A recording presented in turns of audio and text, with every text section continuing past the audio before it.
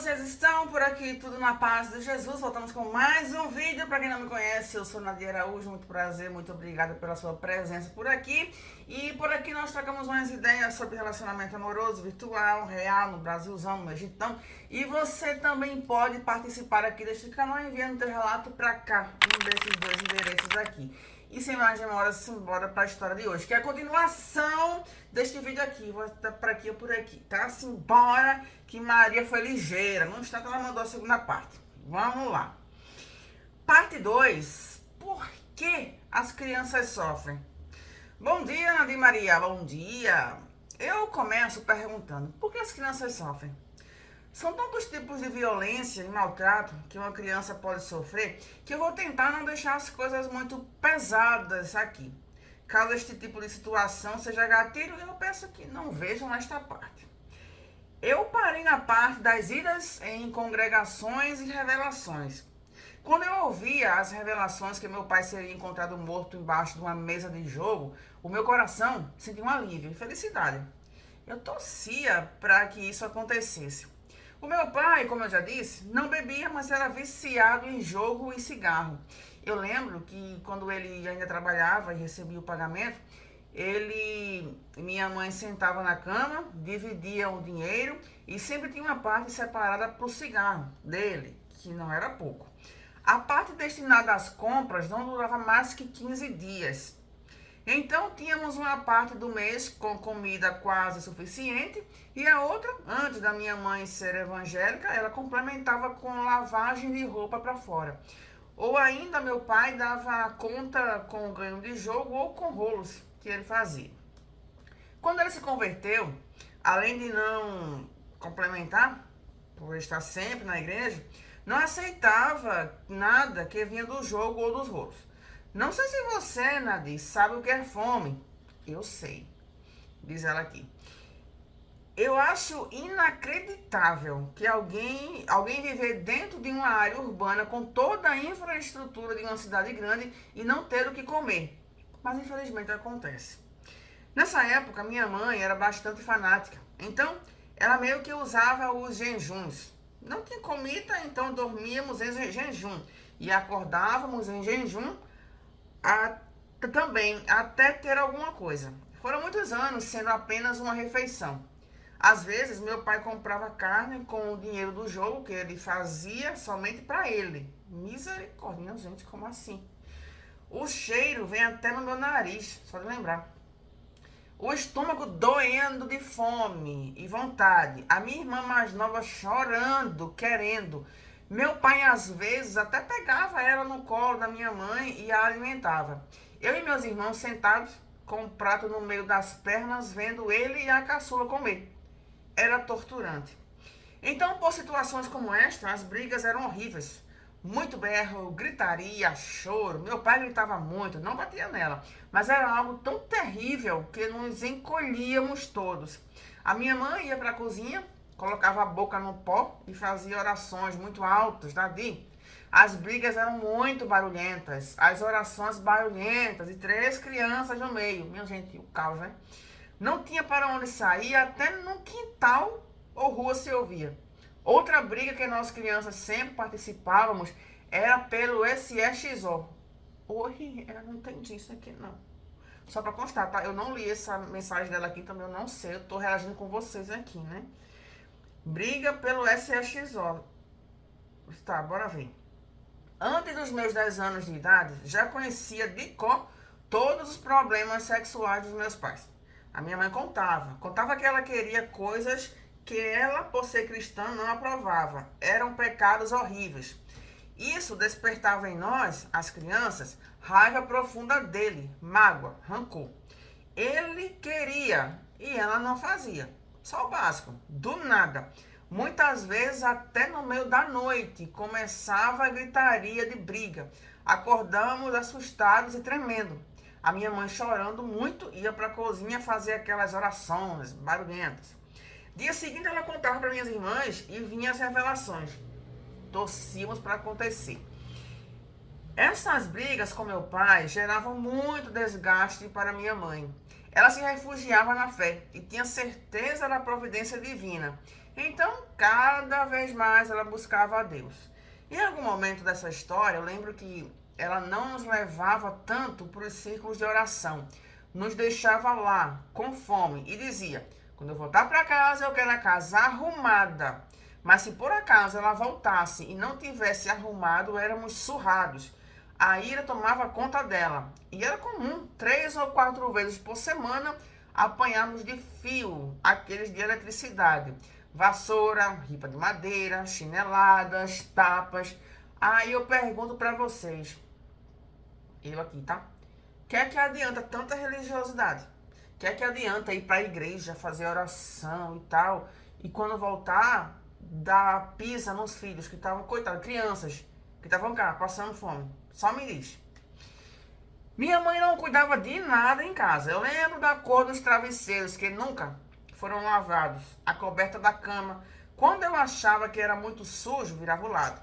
O basculante da cozinha preto de gordura, impregnado. O vaso, os móveis quebrados, nossas roupas. Vou falar em roupas. Eu lembro de eu ir para a escola com uma camisa que deveria ser branca, meia que deveria ser branca, mas ambos amarronzados. Saia de pregas abaixo dos joelhos e larga. Saia de pregas abaixo dos joelhos e larga. Eu tenho um trauma de saia de prega. Seja, quem é antiga aqui já conhece a saga da saga, né? Eu era muito magra, muito. Meus olhos eram enormes para o meu rosto.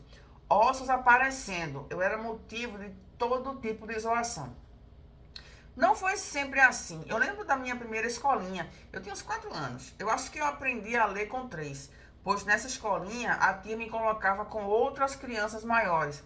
Eu sentava perto do quadro e sabia fazer contas, escrevia histórias que a professora lia para a turma toda. Eu levava lanche para a escola e minha mãe fazia caixinho nos meus cabelos.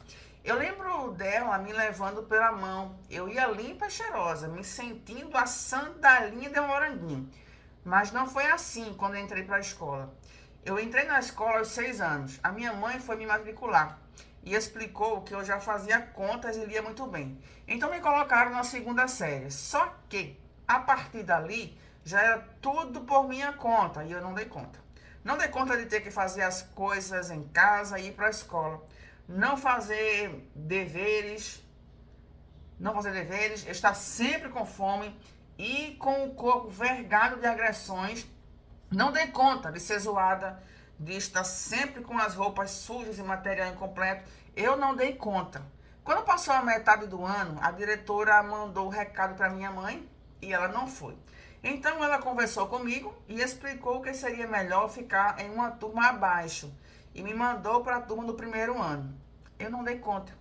Não posso falar muito sobre os meus irmãos, o que estava acontecendo com eles, mas não deveria ser muito diferente. Nossa casa era básica. Meu pai construiu nos fundos do quintal da minha avó. Era quarto, sala, cozinha e banheiro. Então, como já relatei, meu pai tinha umas brigas por causa de SSXO com minha mãe. E no dia seguinte ela relatava tudo, mas não só por causa disso que eu vou contar o que eu vou contar. Ô, minha gente, outra pausa aqui. Qual é o sentido da mãe falar para os filhos os problemas de intimidade dela com o marido? Só me diz qual é a lógica disso. Isso era uma coisa que ela teria que resolver entre ela e o marido.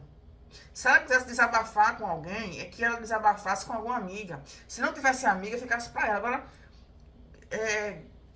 compartilhar essa questão com filhos, crianças, qual o sentido disso?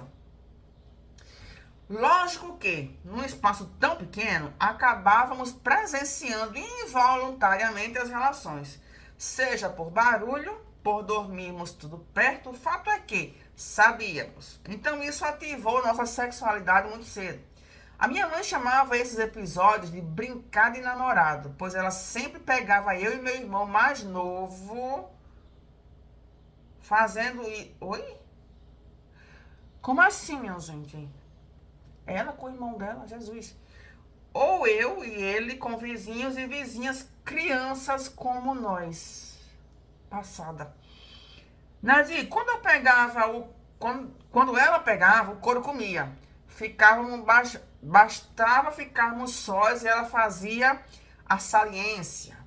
Era inevitável. Quase um caso de possessão maligna, compulsão infantil em que enfrentávamos as consequências para satisfazer o vício.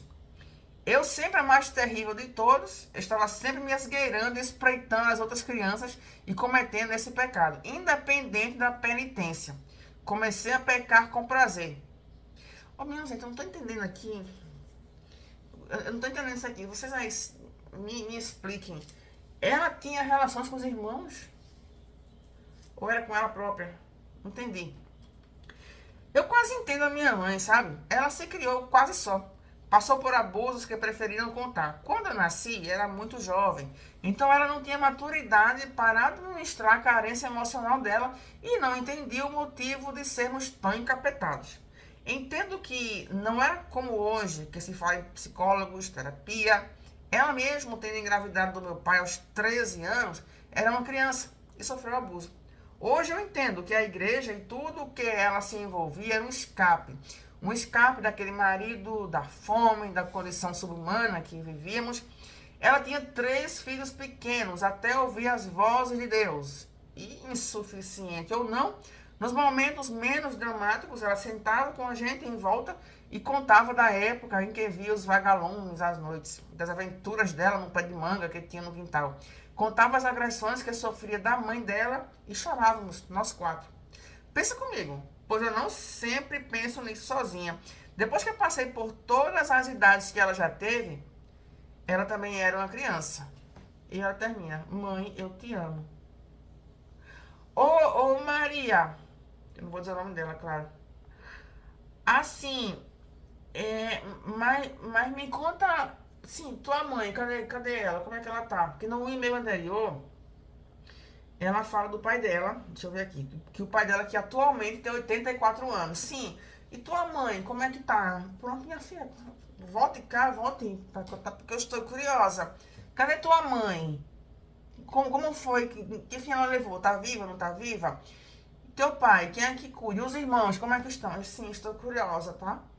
Estou curiosa. Minha gente, vocês, o que é que vocês acharam aqui desse relato? Vamos para os comentários? Nos veremos lá e no próximo vídeo. Tchau, tchau.